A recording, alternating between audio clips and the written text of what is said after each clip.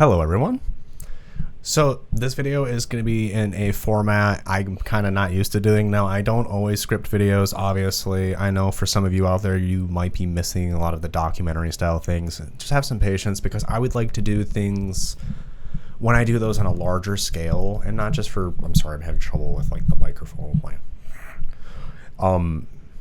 What I mean is not like just for like premium content, but like I want to make like, if you want a narrative like that, let me make it like 40 minutes to an hour. You know what I mean? Let me make a 20-minute at the least. I don't know. I can't do that on the smallest topics, but I found something in a news article and I want to go over it. And I don't even know how I got here. I guess I kind of do. I was looking at, I was looking at some pedophiles getting beat down, but a father, I'm not even going to bother try to pronounce this name. It doesn't necessarily matter. No offense, Russia. He was a 35-year-old man. He decided to take the law into his own hands. I'm sorry, I'm a little shaky. Like, this one makes me mad, but it does come to a resolution that I think everybody will be satisfied with.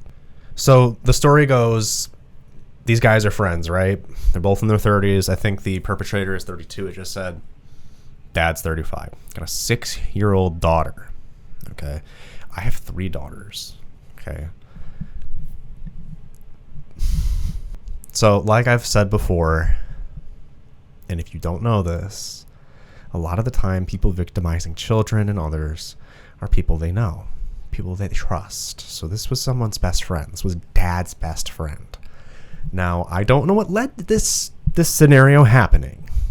It doesn't say. But I'm warning you now, this is gross and it made me upset. So Dad looks through the phone, whatever reason. Okay.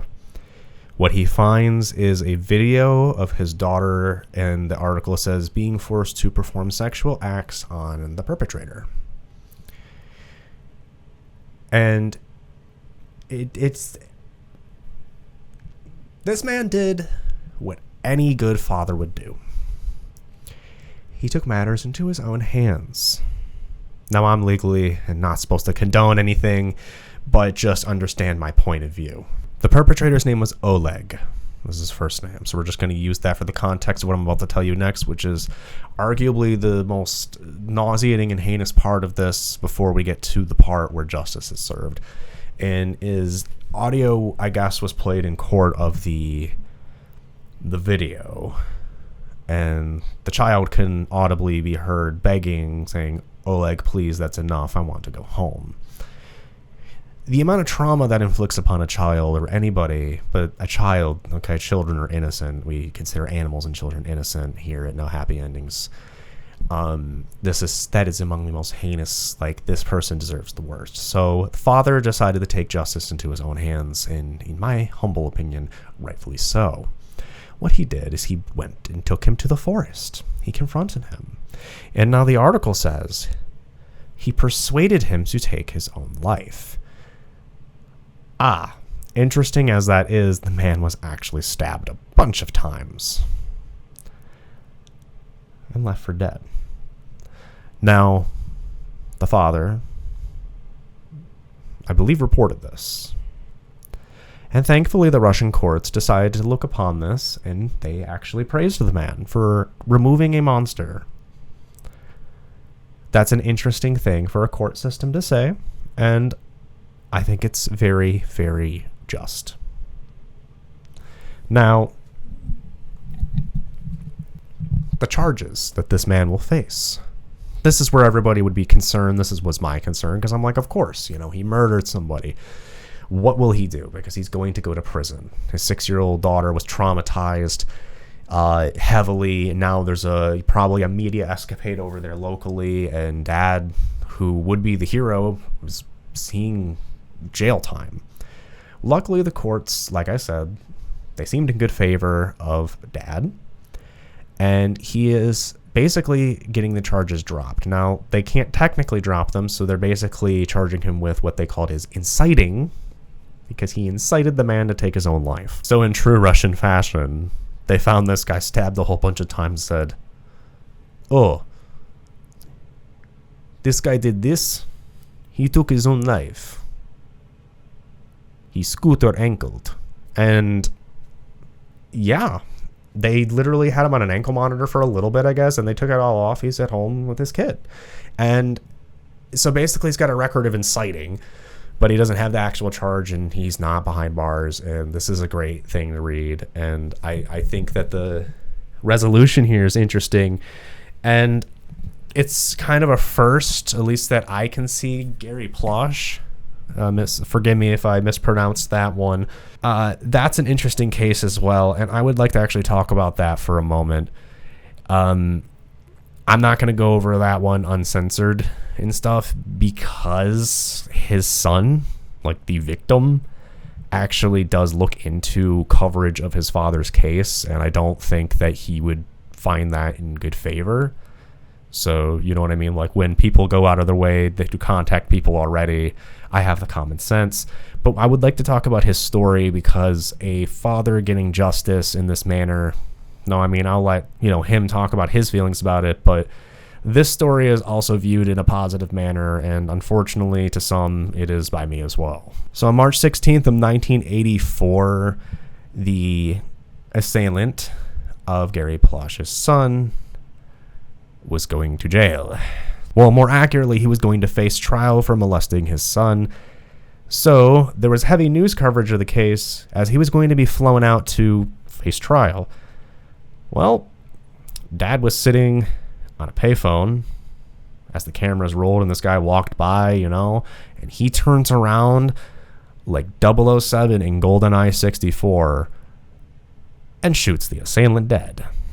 And that is the story. Now, we will probably go over that in detail in more of a documentary style fashion. Again, I say, if you'd like to support my speech therapy, go ahead and hit up them premium pages. You can also find all relevant links in there to find all the goodies you want, as well as Discord access to talk with me daily and all that fun stuff. You like how I turned me fumbling tongue-tied into like a self-promo? That is good. That took experience. But you know what? This has been a ride. This video is interesting so far, and it is a cathartic feeling to see justice in this manner, but it's still more of a haunting prospect to think of the trauma inflicted on these children regardless, because at the same time, Dad's also going to have to explain as these children grow and understand the concepts of death better, why they took another man's life, because they may not see it the same way too, believe it or not. And those cause complications, like those thoughts and feelings, and that's really their business. But to me, as a father and husband, and I consider myself a humanitarian, believe it or not. I like that title for it. It's not necessarily political to me. I just feel that it's not right to call it an eye for an eye, but for some things, there truly needs to be just punishment for equatable punishment for the severity of a crime. And when a sexual crime is committed, that not only damages the person in a way that some argue would be irreparable, but that's not an accurate statement. It's just something does change. It doesn't always have to stay for the worst, but it's not fair for an innocence to be taken or in that kind of manner or any kind of way. But it's not fair for an innocence to be taken and forever impacts someone's psyche, regardless of the scenario. Most, if not all, sexual assaults come with post-traumatic stress disorder. I mean, that should be seldom said, but that's a whole deal in itself. So at the end of the day, when you really think about it, regardless of the age, especially when it's a child, these crimes are especially heinous. Dun dun. It is just the worst kind of things. To me, it's worse than murder, because at least with murder, there's a resolution, there's closure, the end is end. The pain is over. Now that child has to live through many years of therapy, probably having to be paid by mom and dad until they're old enough to do it. Who knows how that works? And you know what I mean? It's just so much. And then what happens in the future? You know what I mean? This is damaging, and it's not fair.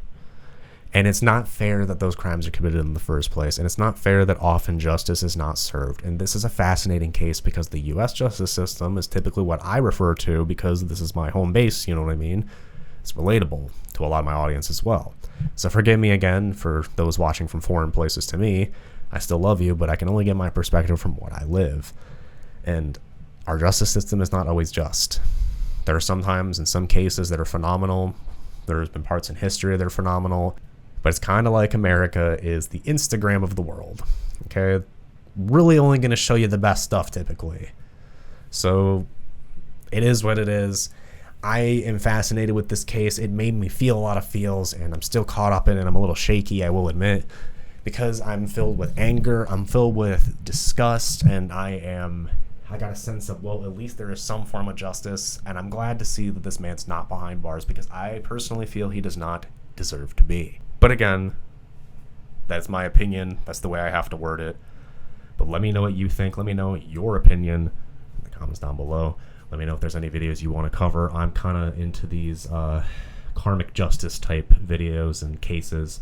There are actually videos of some karmic justice in this manner as well. I mean, the guy made him dig his own grave.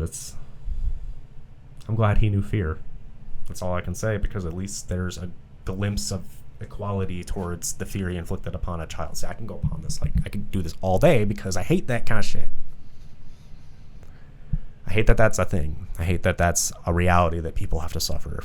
But I think I'm done rambling. Okay, cool. I love you all dearly. Stay safe out there. Stay strong. Survive, because I believe you can. And if you like this video, hit subscribe, and we'll talk about this more another time. Like I always say, like what was I saying? Like I always say, stay safe out there. I love you all dearly. And protect the children.